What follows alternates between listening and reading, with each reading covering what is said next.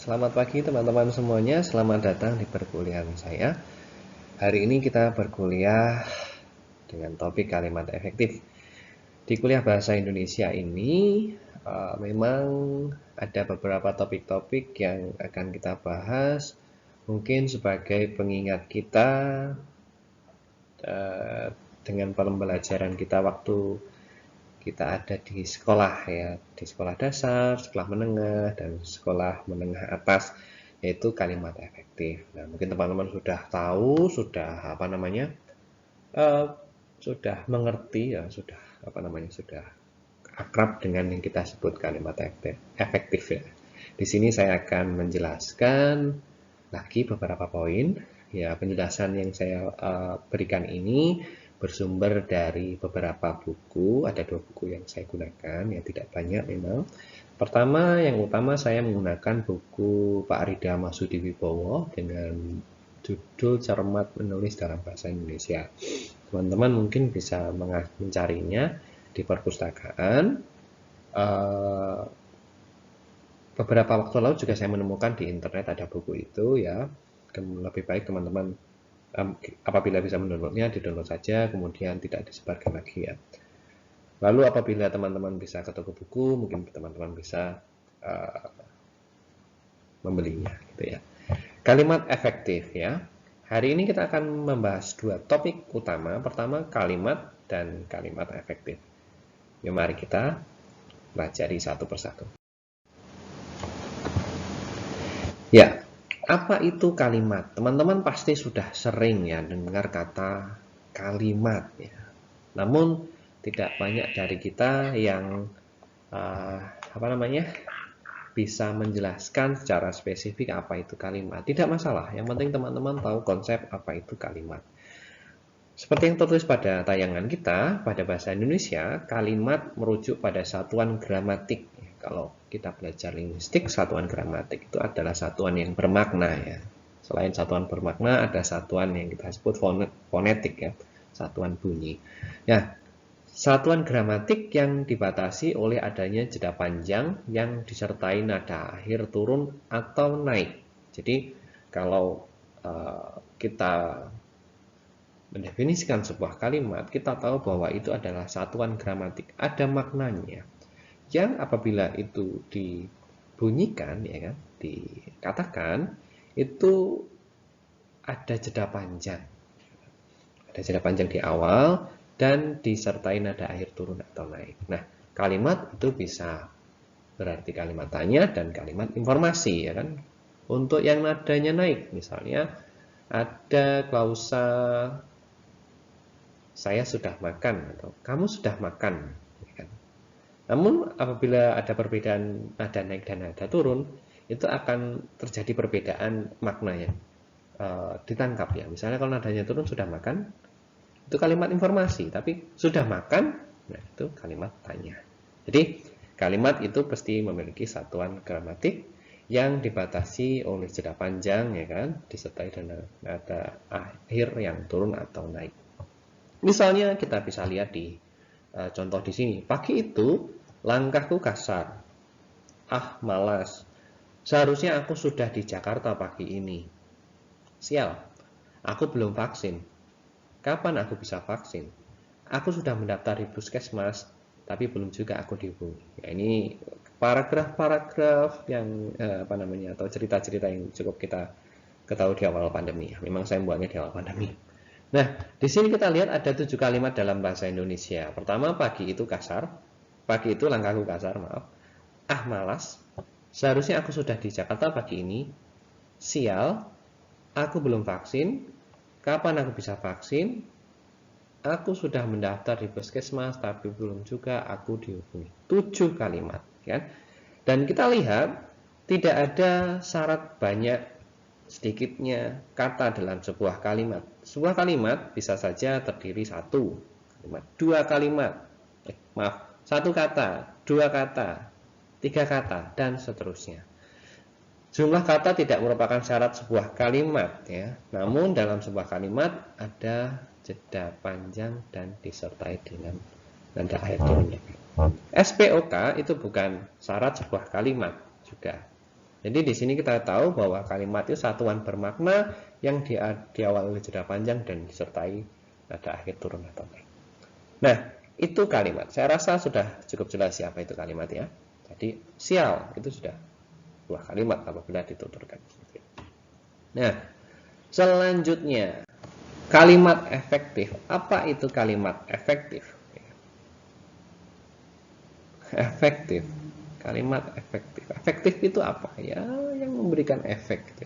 Sesuai dengan kegunaannya. Efektif. Kalau tidak sesuai kegunaannya maka tidak bisa kita sebut efektif. Kalimat efektif ya adalah kalimat yang benar dan jelas serta mudah dipahami secara tepat. Jadi kalimat efektif adalah sebuah kalimat yang benar dan jelas. Benar sesuai apa? Benar, nanti kita bahas ya. Jelas serta mudah dipahami secara tepat. Itu definisinya. Sebuah kalimat efektif haruslah memiliki kemampuan untuk menimbulkan kembali gagasan-gagasan pada pikiran pendengar atau pembaca. Ya, kalau pendengar itu berarti ragam lisan dan kalau pembaca itu ragam tulisan, seperti yang terdapat pada pikiran pembicara atau penulis pembicara berarti kalau itu bahasa lisan dan penulis apa bisa itu bahasa tulisan. Jadi antara pikiran pembicara ya atau penulis itu dapat ditangkap bulir-bulir gagasannya sama dengan yang ada pikiran pembaca atau pendengarnya. Nah, transfer informasi ini ya sehari-hari tidak selalu lancar ya. Ada namanya coding dan decoding yang kadang-kadang tidak selalu tepat karena keterampilan penggunaan bahasa yang berbeda-beda setiap orang. Bisa saja ada orang yang sangat lancar ya decoding encodingnya, maka penerima informasi itu dengan mudah mengetahui atau dalam pikirannya timbul gagasan-gagasan yang sesuai dengan pikiran pembicara atau penulis. Nah, kalimat efektif adalah kalimat yang digunakan untuk mencapai maksud tersebut. Jadi kalimat efektif adalah kalimat yang benar dan jelas serta mudah dipahami secara tepat ya, dipahami secara tepat, tidak secara ngawur gitu ya. Baik, itu. Lalu apa yang kita bisa usahakan untuk membuat kalimat itu efektif ya? Kita bahas satu persatu. Dari cirinya kita bisa merunutkan ada setidaknya 8 ya. Tadi 8 ini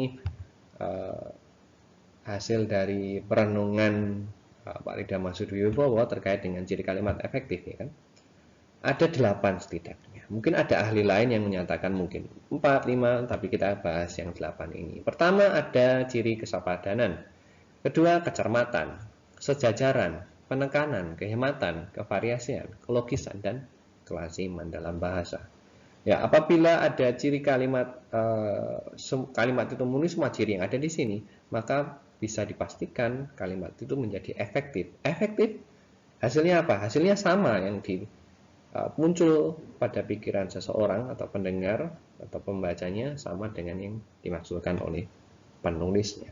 Itu adalah kalimat yang efektif. Nah, usaha-usaha 8 usaha ini yang merupakan ciri kalimat efektif ini kita usahakan agar kalimat itu menjadi lebih efektif.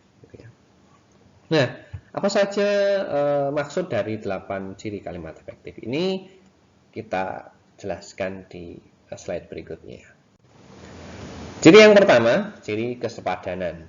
Apa yang sepadan dalam struktur kalimat efektif? Pertama, struktur bahasa. Struktur bahasa itu ya subjek, predikat, objek, siapa pelakunya, tindakannya apa, kemudian yang dikenai tindakan siapa. Itu harus sejajar dengan struktur pikiran. Struktur pikiran yang ada dalam kepala manusia atau kepala pembicara bahasa Indonesia. Ya.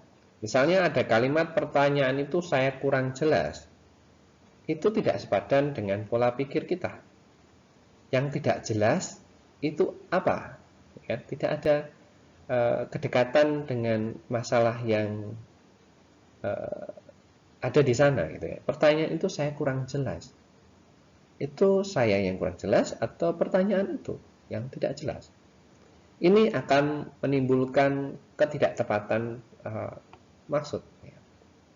Nah, lebih baik teman-teman kalau ada kalimat atau tulisan seperti ini ditulis pertanyaan itu kurang jelas untuk saya, gitu ya. Itu lebih jelas. Yang tidak jelas adalah pertanyaannya untuk siapa, untuk sayanya, bukan saya yang tidak jelas, gitu. Seperti itu. Nah, untuk bentuk kalimat nomor 1 ini sering terjadi di ragam lisan, ragam langsung, ragam bicara. Tapi mungkin agak jarang ditemukan, kecuali memang terpengaruh oleh bahasa lisan di ragam tulis, gitu ya. Nah, kita harus tahu kapan kita menggunakan ragam tulis dan ragam lisan, karena memang berbeda. Dalam ragam lisan, kita bisa menggunakan intonasi, nada untuk lebih menjelaskan apa tuturan, apa maksud kita dalam tuturan itu. Tapi dalam ragam tulis, intonasi itu tidak ada. Oleh sebab itu, struktur bahasa harus mewakili struktur pikiran. Ya. Bagi mahasiswa FS, ya maksudnya Fakultas Sastra, harus parkir di basement. Ini tidak jelas. Subjek atau yang diacu dalam kalimat ini tidak jelas karena ada kata bagi. Bagi itu kata tugas yang tidak digunakan untuk memperluas subjek. Seharusnya ditulis saja, tidak perlu tanpa bagi. Mahasiswa FS harus parkir di basement. Itu lebih efektif, ya, lebih efisien juga karena tidak membuang kata yang tidak penting. Itu kesepadanan. Intinya struktur kata harus sama dengan struktur pikiran. Kalau mereka berkata yang tidak sesuai dengan struktur bahasa dan struktur pikirannya akan membuat kebingungan bagi kita. Gitu. Kecermatan, ya toh? Kecermatan ini yang dimaksud adalah satu kalimat harus mengandung satu informasi saja. Misalnya pada kalimat pertama di contoh ini, laki-laki itu melihat wanita dengan teropong, ya toh? Laki-laki itu melihat wanita dengan teropong. Mungkin apabila dengan bahasa lisan, teman-teman tahu apa yang dimaksud. Tetapi yang dimaksud ini apa? Apakah laki-laki itu yang menggunakan teropong atau wanita itu yang memegang teropong misalnya? Laki-laki itu melihat wanita dengan teropong. Saya melihat kamu dengan teropong. Atau saya lihat dengan teropong. Yang mana yang benar? Ya? Ini harus dibenarkan, ya. Dengan teropong, laki-laki itu melihat wanita. Itu lebih jelas misalnya seperti itu. Apa maksud pembicaraannya? Harus cermat, satu kalimat, satu informasi. Dalam kalimat pertama, informasi yang disajikan bisa lebih dari satu. Ya kan? Sumbangan kedua sekolah itu sudah disalurkan. Ini sumbangan kali kedua atau sumbangan dua sekolah. Yang mana informasi yang benar? Kemudian ada contoh klasik dari saya. Kucing makan tikus mati. Itu kucing makan tikus kemudian mati atau kucing itu makan tikus yang sudah mati? Itu merupakan ciri yang kedua, kita harus cermat. Selanjutnya, kesejajaran. Nah, kita harus memberikan kesejajaran dalam struktur bahasa.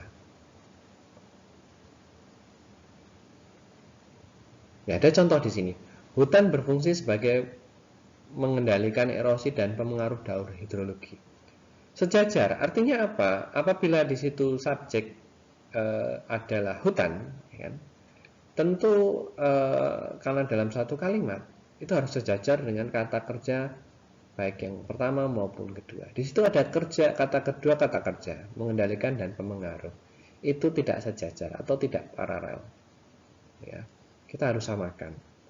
Hutan berfungsi sebagai pengendali erosi dan pemengaruh daur hidrologi. Itu lebih sejajar. Ya. Kalimat kedua, kita harus menempatkan penghayatan dan mengamalkan cinta lingkungan. Tidak sejajar. Apabila itu pasif, harus menjadi pasif. Apabila aktif, itu menjadi aktif dua-duanya. Jadi harusnya me atau pe, ya, gitu ya. Kita harus menempatkan penghayatan dan pengamalan cinta lingkungan. Itu. Gitu, sejajar. Jadi bentuk pembahasan yang sama dan disejajarkan. Apabila tidak, akan terjadi kebingungan seperti yang ada di kalimat yang sudah ada di sini. Berikutnya, penekanan. Penekanan ini ada 4 ya. Ada penekanan, penyebutan ulang, pengurutan yang logis, pertentangan, penggunaan partikel lah, dan pun. Ini penekanan, emphasis. Pertama, pengedepanan. Dalam sebuah kalimat ada informasi yang mungkin lebih penting dari informasi yang lain ya. Misalnya, saya tidak menemukan sampah plastik di Taman Nasional Gunung Leuser. Sampah plastik tidak saya temukan di Taman Nasional Gunung Leuser. Di Taman Nasional Gunung Leuser saya tidak menemukan sampah plastik. Ya, ini fokusnya berbeda. Yang pertama fokusnya ada di pembicara. Kemudian yang kedua fokusnya ada di sampah plastik. Dan yang ketiga ada di Taman Nasional Gunung Leuser. Jadi berbeda penekanan atau pengedepanan sebuah struktur kata akan mempengaruhi pikiran dari pembaca tersebut. Ya, mana yang kita pilih, ya itu tergantung dari mana yang ingin kita tonjolkan ke depan. Ya, oke. Penyebutan ulang. Ya kan? Penyebutan ulang. Ulang artinya ya berulang. Untuk menjaga kelestarian alam kita harus mengurangi penggunaan bahan kimia, mengurangi sampah rumah tangga, mengurangi penggunaan plastik dan sebagainya. Di sana apa yang diulang? Yaitu mengurangi, reduce. Nah, di situ ada kata yang diulangi. Nah, yang kedua juga ada sesuatu yang diulang. Tahapan pemeliharaan bibit, baik penyiapan, penyelaman, penyiraman, pemupukan, penyiangan, pemberantasan, hardening of, pemilihan dan pemindahan harus dilakukan dengan seksama. Ya, di sana apa yang diulang? Pehan, sebuah imbuhan yang menyatakan proses itu diulang-ulang supaya ada makna yang ditekankan, yaitu makna proses yang di depan makna pengurangan. Jadi penyebutan ulang itu diperlukan untuk menajamkan maksud dari sebuah kalimat itu. Jadi gitu ya. Yang kedua adalah penyebutan ulang. Yang ketiga, pengurutan yang logis ya kan. Misalnya dalam kalimat prosedural ya. Pilih batang pohon yang sudah dewasa dan berkambium. Keratlah kulit batang pohon tersebut sementara menunggu kulit kering. Siapkan tanah dan tempelkan pada batang yang sudah dikerat. Lalu bungkus dengan plastik atau sabut kelapa. Ya, kira-kira ini apa? Kira-kira teman-teman tahu ini kalimat tentang apa? Ya, betul. Ya, betul. Ini adalah kalimat untuk mencangkok ya. Urutan mencangkok. Di sini ada urutan yang logis ya kan. Tidak mungkin kita akan membungkus dengan plastik tanpa kita menyiapkan tanah dan sudah mengerat kerat sebuah batang. Yang kedua, pemeliharaan dimaksudkan untuk menjaga kelestarian hutan, flora, fauna di dalamnya, dan yang paling penting adalah mencegah bencana yang mungkin terjadi. Ya, dalam hutan itu pasti ada flora dan kemudian ada fauna. Ya. Dan paling penting adalah mencegah bencana yang mungkin terjadi. Menjaga kelestarian itu menjaga bencana yang lebih besar, bukan ya? Kalau hutan kita terjaga, maka alam juga akan terjaga. Ya, meminimalisir bencana. Ya, biasanya bencana itu karena kita tidak merawat segala sesuatu. Gitu teman-teman. Jadi ada urutan yang logis terkait dengan sebuah proses. Ya, proses ini harus dilalui sebelum proses ini, proses kemudiannya harus dilalui setelah proses yang itu. Atau ada sebab akibat yang harus dijelaskan secara rinci. Mau sebabnya dulu boleh, mau akibatnya dulu juga boleh. Yang jelas urutannya logis. Kemudian penonjolan suatu ide atau gagasan. Penonjolan dapat menggunakan suatu perbandingan atau pertentangan ya. Bisa dibandingkan atau dipertentangkan. Kalau maksudnya perbandingan ya membandingkan mana yang lebih spesifik, kemudian mempertentangkan mana yang lebih kuat ya. Kalimat pertama, pengaruhnya bukan hanya terasa pada bidang ekonomi, melainkan juga pada bidang pertanian. Nah, ini perbandingan. Kemudian kekayaannya tidak saja membuatnya menjadi semakin cermat dan teliti, tetapi juga kikir dan culas. Wah, ini pertentangan. Ada yang sikap positif ya, cermat dan teliti, tapi ada sikap yang negatif, kikir dan culas. Ini sebuah penonjolan kutub atau dimensi-dimensi yang bertentangan dalam sebuah informasi ya. Ada yang terkait ya ekonomi dan bidang pertanian, tapi juga ada yang bertolak belakang, yaitu sikap positif dan sikap negatif. Lalu yang terakhir ya, penekanan menggunakan partikel pun atau lah di dalam kalimat ya, itu dapat menonjolkan sisi makna daripada sebuah kalimat. Hanya orang Indonesia sajalah yang memanfaatkan kardus sebagai pengganti tas saat pulang kampung. Ya kan, kita lihat negara lain ada nggak pulang kampung tuh pakai kardus ya, pakai kardus dilakban-lakban, kemudian di rapi-rapi atau gimana, itu nggak ada ya. Kayaknya cuma di Indonesia, nggak tahu kalau di India ya. India mungkin tiru-tiru Indonesia. Kemudian kadang-kadang tertukar gitu ya kardus ya, karena mirip ya, semuanya kan pakai kardus Indomie, semuanya pakai kardus Aqua gitu ya. Itu hanya ada di Indonesia. Nah, itu menggunakan lah ya, penegas, hanya orang Indonesia saja lah. Bisa juga hanya orang Indonesia lah, bisa. Sajalah. Yakin dia tuh hanya orang Indonesia. Ada kalimat lisan misalnya. Tampaknya beliau pun setuju dengan usulnya. Semakin menegaskan, semakin menekankan bagaimana beliau juga itu setuju dengan usul yang disampaikan.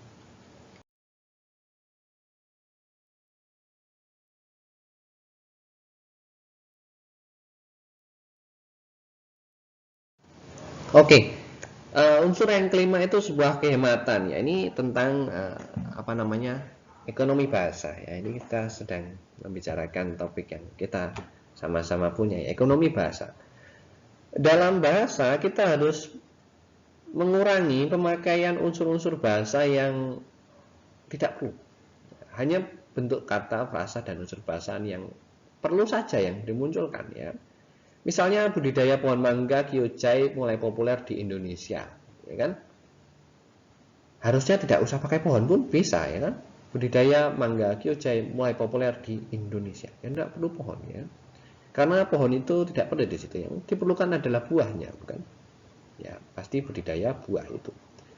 Mahasiswa Fakultas Sastra silahkan maju ke depan ya. Ini sering kalau kita dengar MC itu ya, maju ke depan itu. Kalau maju ya pasti ke depan ya. Kalau mundur ya pasti ke belakang ya. Itu sebagai penegas saja yang saya kira tidak perlu digunakan kalau sekali. Silahkan maju. Silahkan naik ke mimbar gitu misalnya. Kepentingan bersama harus di atas daripada kepentingan individu ya. Tidak perlu daripada. Kepentingan bersama harus di atas kepentingan individu. Ya, ini nomor 5, tetapi sebenarnya kadang-kadang kita bisa gunakan di nomor 1 ya, kehematan. Hemat dulu baru sesuai dengan strukturnya. Tapi ya kita di nomor 5 nggak apa-apa. Ini bukan urutan mana prioritas mana tidak ya. Oke, yang keenam, kevariasian. Hal ini dapat dilihat dari kalimat bergabung dalam sebuah paragraf. Nah, tujuannya variasi ini kalau nggak buat bosan ya menambah hubungan antara kalimat satu dan kalimat lain ya. Kita sudah belajar paragraf, bagaimana kita memvariasikan kalimat-kalimat, kata-kata yang ada di sana, pakai kata penghubung, pakai ada yang sesuatu yang dihilangkan seperti itu. Misalnya ini, tidak ada orang yang sempurna. Ungkapan yang sangat dikenal itu tidak begitu populer di dunia kecantikan. Ketika baju-baju model baru diperagakan, wewangian baru dikenalkan, dan warna-warni rias wajah terkini diulaskan, seketika kesempurnaan wajah pun menjadi tujuan banyak orang, terutama wanita. Nah, di sini ada variasi ya. Bagaimana kalimat itu ada yang pendek, ada yang panjang, ada yang menceritakan secara urutan, dan bagaimana unsur-unsur kalimat itu dibagi dalam koma-koma, dibagi dalam unsur-unsur yang lebih kecil, hingga memperjelas kalimat yang pertama tadi. Tidak ada orang yang sempurna. Baik, variasi ini memang bisa dilatihkan, bisa bisa ditingkatkan selama teman-teman tetap konsisten dalam menulis. Teman-teman jadi nanti lebih santai, lebih menguasai bidang, hingga nulis itu seperti berbicara. Seperti berbicara pada orang yang di depan kita. Santai saja gitu. Oke, yang ketujuh, kelogisan. Nah, ini penting juga karena banyak uh, apa namanya, kalimat-kalimat, tugas-tugas yang diberikan pada dosen itu diperiksa karena ada struktur yang mengecoh yang tidak masuk dalam kelogisan dalam berbahasa. Nah, misalnya dalam bahasa Indonesia atau dalam bangsa Indonesia uh, sulit ya menemukan. Misalnya Mas Inung tidak menghadiri pernikahannya yang ketiga. Bagaimana saya tidak bisa menghadiri pernikahan saya sendiri? Ya kan? Yang maksudnya apa ini? Mas Inung tidak menghadiri pernikahannya yang ketiga. Bagaimana sebuah pernikahan itu dihadiri oleh mempelainya? Gitu. Nah, maksudnya nya di sini bukan untuk Mas Inung tapi orang lain. Ya. Mas Inung tidak menghadiri pernikahan Alek yang ketiga. Gitu. Nya di sini merujuk pada pelaku yang ada di sebelumnya, Mas Inung. Tapi penggunaannya gini berarti salah. Ya. Maaf, mayat wanita yang ditemukan itu sebelumnya terlihat sering mondar-mandir di sini, ya kan? Bukan di sini ya, tapi ya bukan di sini yang penting ya. Saya kalau pakai contoh ini selalu merinding ya. Mayat wanita yang ditemukan itu sebelumnya terlihat sering mondar-mandir.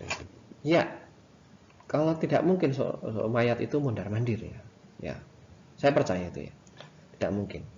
Namun kadang-kadang penulis tidak sadar menuliskan itu ya. Tidak mungkin seorang jenazah itu bisa mondar-mandir kan sudah meninggal ya. Itu tidak logis. Ya. Harus disusun seperti apa? Mayat munir ditemukan sebelumnya terlihat sering mondar-mandir di sini. Gimana ini memperbaikinya? Sebelum ditemukan sebagai mayat, orang itu sering terlihat mondar-mandir di sini. Mungkin seperti itu atau ada yang lain bisa. Untuk mempersingkat waktu, nah ini nggak logis. Waktu itu nggak bisa disingkat, ya kan? Kecuali kamu terbang ke lubang hitam sana ya. Untuk mempersingkat waktu, kita lanjutkan dengan sesi tanya jawab. Nah, waktu tidak bisa disingkat. Waktu itu bisanya dimanfaatkan lebih baik. Maka kadang-kadang kita ubah ya. Kita harus mengubah kebiasaan yang tidak logis ini ya untuk mempersingkat waktu. Waktu tidak bisa disingkat. Itu tidak logis. Ya, apakah bisa disingkat waktu? Tidak. Yang bisa disingkat adalah durasi. Jadi kalau mengatakan untuk mempersingkat durasi, tidak masalah. Atau memang kalau harus pakai waktu ya untuk lebih memanfaatkan waktu gitu ya, sama saja. Nah tapi kalau untuk mempersingkat waktu saya rasa kita sulit singkat waktu ya. Baik, itu yang ketujuh, logis ya. Kalimat efektif harus logis. Dan kelaziman, selain logis ya kita harus melihat kelaziman. Dalam bahasa Indonesia itu ada tuturan-tuturan yang mungkin kalau dipikirkan atau dianalisis secara struktural itu kurang tepat, tetapi sering dipakai ya. Misalnya selamat pagi ya kan, selamat pagi, selamat malam, selamat siang gitu kan ya. Itu tinggi frekuensinya, semua orang pakai, maka ya tidak menjadi pikiran apa-apa. Orang tahu kalau selamat pagi, selamat malam itu adalah sebuah sapaan ya kan. Selamat pagi Bu, selamat pagi Pak, selamat malam teman-teman, selamat siang teman-teman, itu semua adalah sapaan. Ya toh? Adalah sapaan di awal perjumpaan. Semua orang juga sudah tahu. Nah, misalnya terima kasih. Saya akan memberimu sebuah kenang-kenangan dari Fakultas Sastra. Oh ya, terima kasih ya kan. Harusnya terima kenang-kenangan ya. Tapi karena itu lazim digunakan, lazim kita pakai dan semua orang tahu maksudnya, kita bisa menggunakan. Nah, tadi apa bedanya dengan mempersingkat waktu, Pak? Ya, kadang-kadang itu belum menuju lazim, maka dan sebenarnya maknanya adalah untuk mempercepat durasi ya. Lebih baik kita menggunakan untuk lebih mempersingkat durasi karena waktu tidak disingkat. Kita masuk pada simpulan. Simpulannya apa? Sebuah kalimat efektif haruslah memiliki kemampuan untuk menimbulkan kembali gagasan-gagasan pada pikiran pendengar atau pembaca. Ya.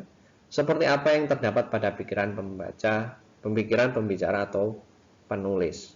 Jadi, kalau kalimat itu bisa menimbulkan kembali gagasan-gagasan di pikiran pendengar, pembacanya, sama seperti yang ada di pikiran penulis, dan pembicaranya, maka kalimat itu disebut kalimat efektif. Apabila ada kemungkinan bahwa kalimat itu tidak mampu menimbulkan kembali gagasan-gagasan di pikiran pendengar sama seperti yang ada di pikiran pembicara atau penulis, maka kalimat tersebut tidak efektif.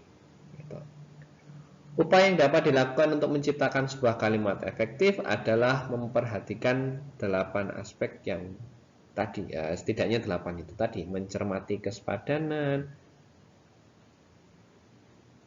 kecermatan dalam kalimat itu, kesejajaran, penekanan, kehematan, kevariasian, kelogisan, dan kelaziman. Nah, semuanya itu bisa dilatih dengan intuisi. Intuisi bahasa itu penting. Bagaimana kita bisa mengira-ira, kira-kira ketika orang membaca ini bisa salah paham nggak? Bisa informasinya ganda nggak? Kalau iya, coba kita buat kalimat yang lebih berterima, gitu ya. Baik, kita lanjut pada tugas. Nanti ada tugas ya. Carilah sekitar teman-teman 5 kalimat ya. Kalimat-kalimat yang kamu rasa tidak atau kurang efektif ya. Tunjukkan ketidakefektifannya. Ya, kalau sudah menemukan, silahkan tunjukkan di mana ketidakefektifannya. Setelah itu, yang ketiga, teman-teman bisa mengajukan saran atau perbaikilah kalimat tersebut supaya lebih efektif menurut teman-teman. Jangan sampai tidak lebih efektif ya. Gitu. Jadi teman-teman silahkan cari di sekeliling, mungkin bisa juga di internet. Gitu kalimat yang teman-teman sering temui gitu ya, sering lihat gitu ya, yang tidak efektif. Kemudian teman-teman posting di ruang diskusi yang sudah saya sediakan di LMS tersebut. Baik, itu saja teman-teman dari saya. Ini sumbernya. Saya ucapkan terima kasih karena sudah menonton ya teman-teman. Lalu setelah ini teman-teman bisa mengerjakan. Apabila ada pertanyaan, teman-teman bisa langsung menghubungi saya melalui WhatsApp group atau WhatsApp kontak saya. Terima kasih dan selamat bertemu di pertemuan selanjutnya. Sampai jumpa.